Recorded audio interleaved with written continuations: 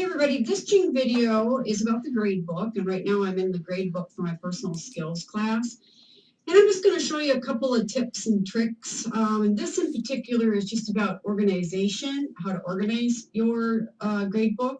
And if you've been working in Gradebook or in Blackboard a long time, some of this might be very rudimentary. But for adjunct instructors that are content experts that work out in the business world, for example, like me, we come into teaching. We've never seen this before. This is like, some crazy monster that like, oh, what the heck is that? The school is moving towards, making it mandatory that we use Blackboard for all our classes and at minimum that you use the gradebook. So we get tons of questions about the gradebook. So there's the grade center for my personal skills class. You can see my tabs are set up like we have our class set up, and here's my gradebook. Now, what I did here is I expanded my gradebook. You can do that. I just put in, let's put in 20 fields, and this class has like 13 students. You click in there. Now you can see your whole gradebook. You can also see that I have certain fields frozen so that when I'm working through my gradebook to grade different assignments, it stays, I can see the percentage right next to everything as I'm grading it and how it's changing their percentage. Now to do these sorts of things, like there's the color, I'm going to walk us through a couple of these different things because I'll do some separate Jing videos focusing on each one. Right now this is basically about organization. So if you want to organize your, if you want to organize the gradebook, go up to Manage, click on Column Organization. Now when that opens, you can decide how you want things frozen. I chose to have their last name, first name, the total points, and then the percentage frozen. And that's what you saw before. That's the gray area, and then I can move things back and forth and always be able to see the percentage of where they're at. I also organize my stuff by assignment number, so I can quickly go through and make sure I have all my assignments in there. The different weeks, they earn participation points, they earn attendance points. And then if you need to move things around, like for example, I put an extra one in here so you can see how I moved it around. If you put anything new in your gradebook, like create a column or add an assignment or whatever, it's always coming in at the bottom. So you can move that, just grab it. This was a trick somebody showed me a long time ago because I couldn't get the darn thing to grab.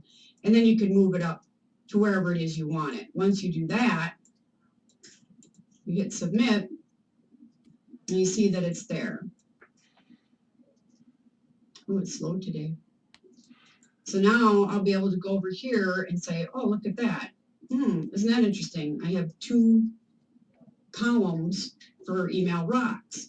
Well, this is the column I've been working in. This is the one I just created, so I'm not going to use it. I'll just delete it later.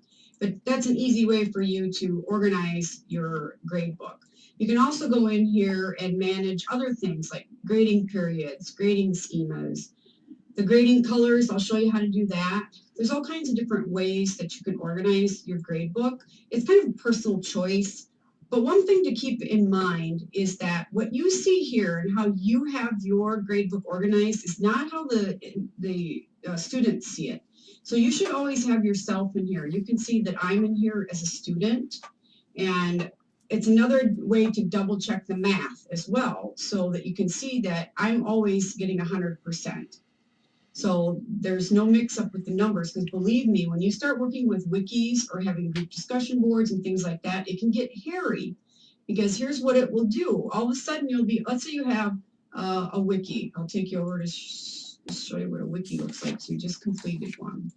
So I have three different wiki groups, and I'm in one wiki group as a student, so I can monitor the points. If I'm in here as the instructor, because a lot of times you're in there as the instructor as well, the gradebook reads it like you have the opportunity to be in all three of these. So then you go to get your endpoints, you're 40 points off. It's because of the wiki. So if you put yourself in as a student, look for 100%. You can monitor that the numbers are good when you go to download your grades in the final, at the final grading period.